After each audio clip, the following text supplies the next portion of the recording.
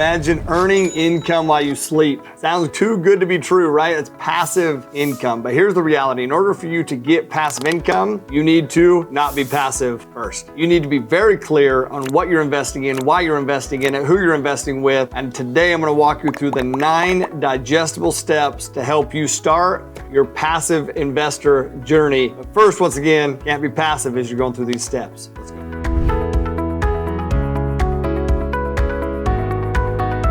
My name is Tyler Devereaux. I am the CEO of Nalu Capital, and I have been investing in real estate, commercial real estate, for well over a decade. Man, I could teach and talk about this topic, well, dude, for hours upon end. And I do actually. I actually teach these trainings, these courses. One of them is a 3-day deep dive that I train on exactly this. So if you're interested in learning more about those kind of things, hit us up in the links below, connect with my team, and we can get you connected with those kind of things. But also, if you're interested in becoming a passive investor, which, man, if you're watching this video and you're not interested in becoming a passive investor, then you're missing the boat. True wealth will never be created by working. It'll be created by investing wisely. Today, I'm going to walk you through the 9-step framework to help you invest passively, wisely.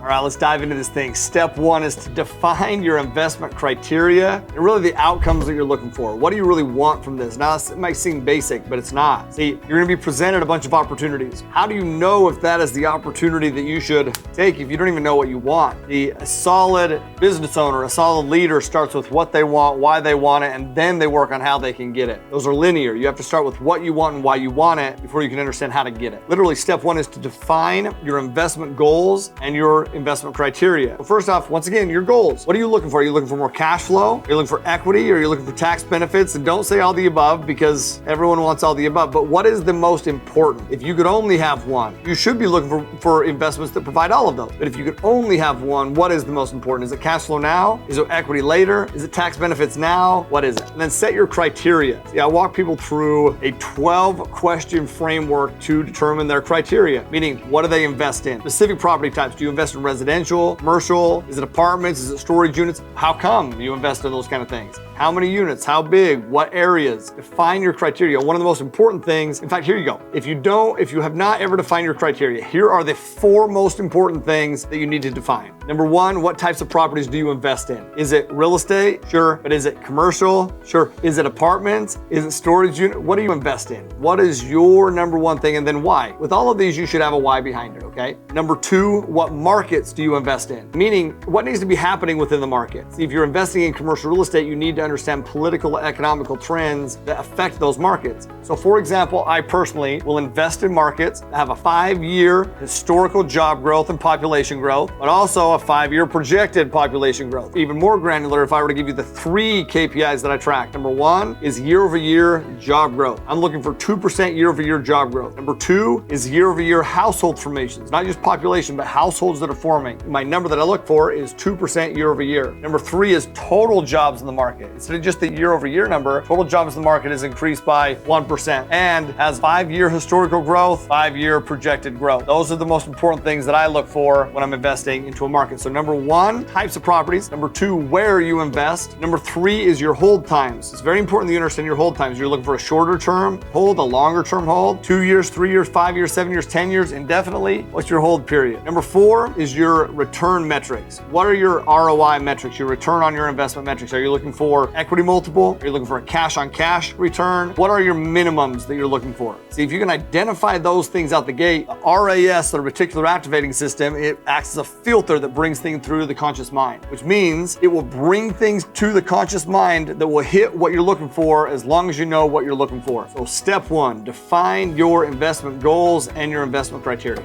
Step 2 is you need to educate yourself. This is what I mean by you can't be passive without being first active, meaning educate yourself on the niche that you're going into. Things that you should educate yourself on. If you're investing in real estate, understand real estate basics. How are properties valued? What impacts your market? What political, economical things impact your market? What are the risks for you to consider? You also need to learn the different passive investment structures. Is it a syndication? Is it a REIT? Is it a fund? What are the pros and cons of each one of those kind of things? Do those different structures align with what you want and why you want it? These things that we're getting into now are the how-tos. So if you can know what you want and why you want at step 1, then you can start to educate yourself. Step 2, and you'll start to recognize things to get you to what you want. Step 3, you're going to start to research potential markets. See, now you know what you want, you know why you want it, you've educated yourself on what you should be looking for, and you can start to research potential investment markets. Here's how I would suggest that you do this. Pick a few that you're close to, semi-familiar with. You should pick 7 to 10 markets. I don't care, across the US, I don't care how you come up with those 7 to 10 markets. Maybe they stick out to you for whatever reason. Maybe you used to live there. Maybe you do live there. Maybe you used to travel there. Maybe you have family that lives there. Maybe you went to college there. Whatever it is, choose 7 to 10 and now do some research in those markets from the education, from educating yourself on what you should look for. Remember, I told you what I look for, and then really start to get familiar with a few different markets across the US. The cool thing that you have as a passive investor, see, as an active investor, I'll research 7 to 10 markets, but I'll only start building teams into 1 or 2 because that's all I can really do on a bandwidth wise. But as a passive investor, I identify 10 markets and I can invest passively in all 10 of those markets, which allows me to diversify my money.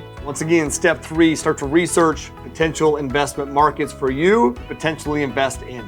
Step 4 is to identify potential investment opportunities. Now, remember, you're looking to be a passive investor. So you could go out there, you could build relationships with brokers, you could build relationships with realtors, you can build relationships for something you can buy on your own, but will that really make you passive? The answer, if you're trying to buy a single family property by yourself, that's not passive, that's active. So if you truly want to passively invest, you need to start building a relationship with operators that structure their deals in a way for you to passively invest. You could go to networking opportunities, you could go to networking events, you can go to local meetups, you can go to your real estate investment associations, they call them RIAs, start talking to people. Now, if you are to talk to brokers, you can talk to brokers to connect you with potential operators like myself. It's actually a phenomenal way. These brokers know investors, have a track record of performance. Those are great individuals to have you connect you with a few that you can go now interview if you're just looking to build. Another way to do this is to explore online platforms. Go to online platforms, look at crowdfunding resources, look at online resources like biggerpockets.com. We have online resources like our Facebook community or our live events that we put on. These are great ways to build relationships with operators. We are one of the largest trainers of multifamily investors in the nation. Our live events are chock full of investors, operators, just like myself, you can invest in. You can look at crowdfunding websites like wefunder.com to get access to investments that you can invest in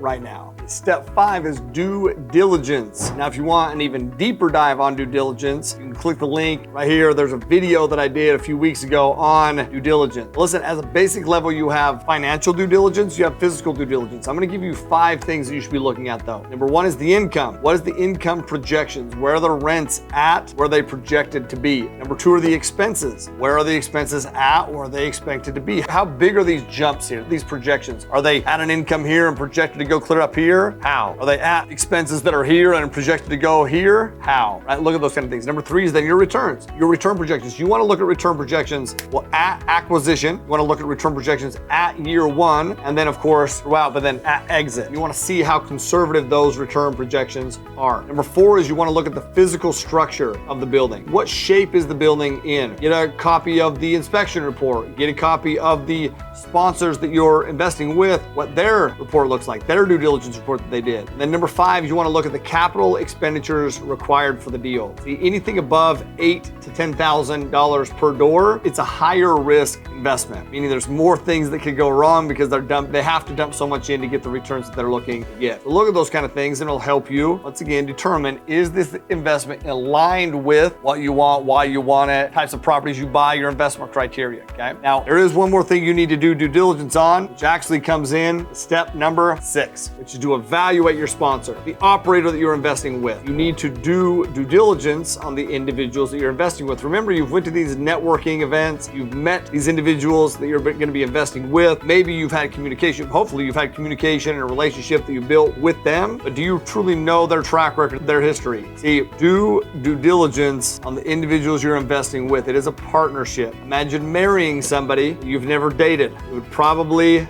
not get you what you want, why you want it.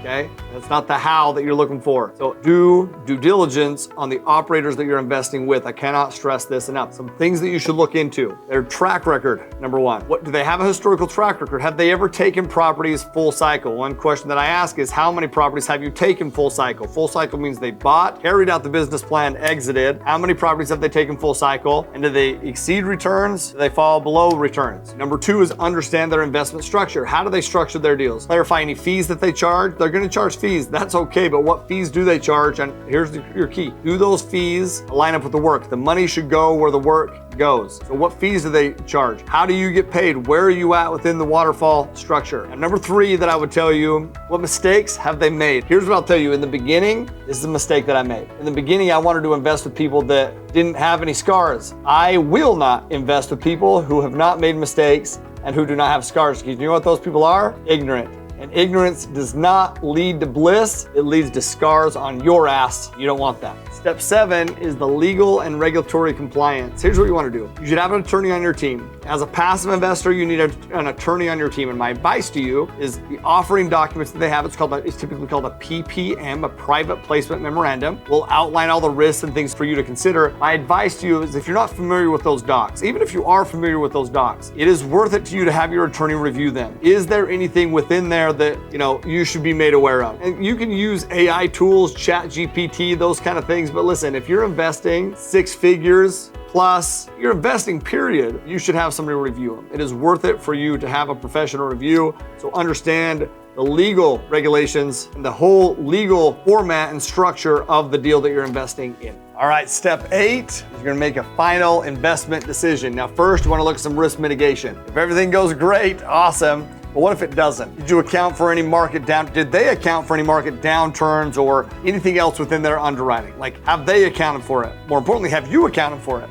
What if everything goes great, but what if everything doesn't go great? Where does that leave your investment? Is it still protected? Is it conservative? Do they mitigate risk? How do they mitigate risk? By the way, that's a question that I would ask them when I'm interviewing your sponsor. How do you mitigate risk? What's the biggest risk on the property? How do you mitigate risk through your operations, through your investment strategy? For example, how do you tell if a deal is good or bad? How do you do your due diligence? All those kind of things, okay? Make sure that you understand your risk mitigation and then make a decision, make a final decision and commit your investor capital. Now, here's the beauty behind all this. These deals really do have a time frame and a sense of urgency behind them. The reason I want you to do all these steps beforehand, before a deal is sent your way, is so you can make decisions with massive amounts of certainty. So what ends up happening are one of 2 things. People haven't done these steps beforehand, they're not prepared, an investment is sent to them, they make the decision, and it's not the decision they should have made, but they made it out of emotion instead of out of logic. And they made it out of emotion due to a time commitment. Once again, we don't want to make decisions based on emotion. Number 2, though, is they haven't made these decisions, they haven't done this structure, and then they don't make a decision and they miss out on an opportunity that could have been an amazing fit for them to invest in. If you take these steps, active steps, then you can